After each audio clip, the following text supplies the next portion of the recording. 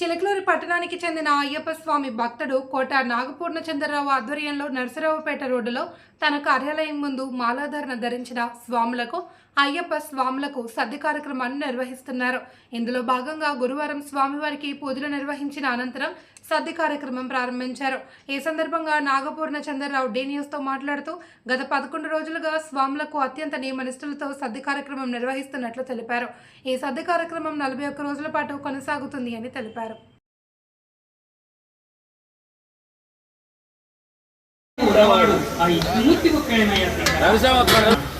ఆపదలో ఉన్న శంకరుడు విష్ణులోకం ప్రయాణమయ్యాడు.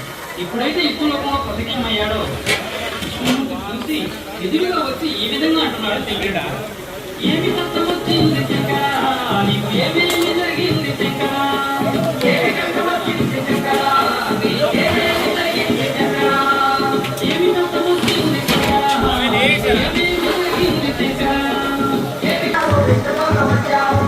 చెప్పిన మాట పెడితే నా పెట్టావు, చెప్పిన మాట పెడితే నా పెట్టావు, ఏమి కష్టం వచ్చింది శంకర, నీకు ఏమి చూస్తున్నాడు భస్మాసురుడు. ఏకైక ప్రత్యక్షమయ్యాడు విష్ణుమూర్తి. రోహిణీలోకం చూసినటువంటి భస్మాసురుడు, సుందరి చాలా అందంగా ఉన్నావే, నన్ను కన్నయ్య మాడతావా అన్నాడు. అప్పుడు అంటున్నాడు, రోహిణీలోకం ఉన్నటువంటి ఇక్క అంటూ నా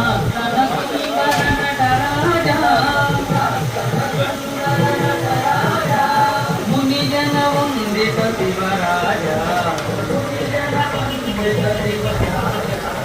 ఆలాహరదల చంద్రకళ గంగాధర గంగాధర గంగాధర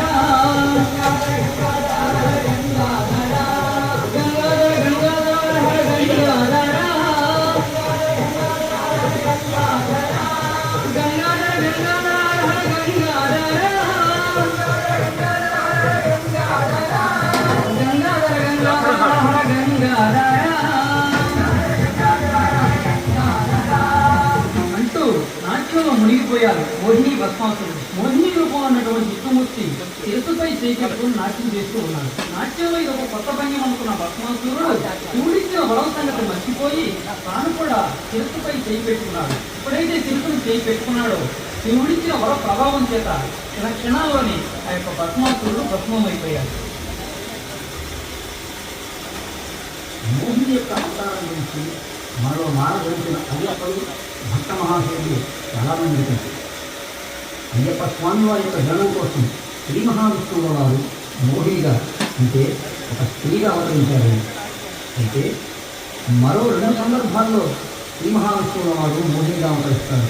ఒకటి క్షీర సాగర మదనసమయంలో వెలువడినటువంటి అమృతాన్ని రాక్షసుల పాలు కాకుండా ఉండటం కోసం ఒకసారి అవతరిస్తే, రెండవది భస్మాసురుడైనటువంటి రాక్షసుని సంహరించడం కోసం. అతని భస్మాసురుడు ఎవరు, ఇతని సంహారం జరిగేంత వరకు జరిగేటువంటి కథ మొత్తాన్ని కూడా వేరే రూపంలో మీకు వినిపిస్తుంది.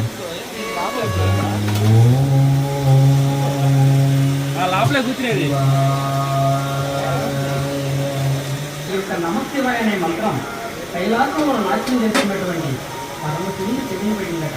ఎవరో నా భక్తుడు ప్రార్థిస్తున్నాడని చెప్పేసి భూలోకంలో చూడగా భస్మాసురుడు అనే రాక్షసుడు ఘోర తపస్సును భూమి శంకరుని ప్రార్థిస్తూ ఉన్నాడట. తపస్సును మెచ్చినటువంటి శంకరుడు భూలోకంలో ప్రత్యక్షమయ్యాడు. ఆ మాట విన్న శివుడు, పోయి భస్మాసుర, పుట్టిన ప్రతి జీవి మరణించక తప్పదు కనుక మరొకటి కోరుకోమన్నాడు.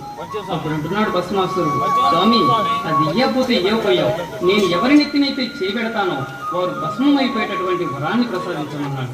తపస్సుకు మెచ్చినటువంటి శంకరుడు సదాస్తు ఇచ్చాను కోరన్నాడు. ఆ ప్రదేశానంతా కూడా ఎత్తుకున్నాడు భస్మాసురుడు.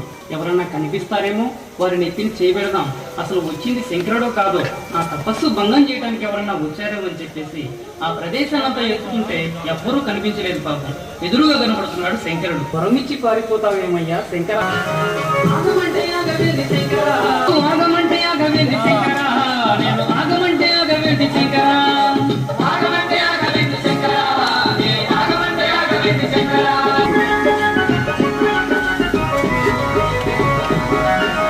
ఆగమంటే ఆగనయ్య భస్మాసుర, ఆగమంటే ఆగనయ్య భస్మాసుర, ఆగమంటే ఆగనయ్య భస్మాసుర. పరుగులు తీసుకున్నటువంటి శంకరుణ్ణి ఎవరు చూశారయ్యా అంటే కైలాసనారాయణ శంకరుడికి ఎంత కష్టం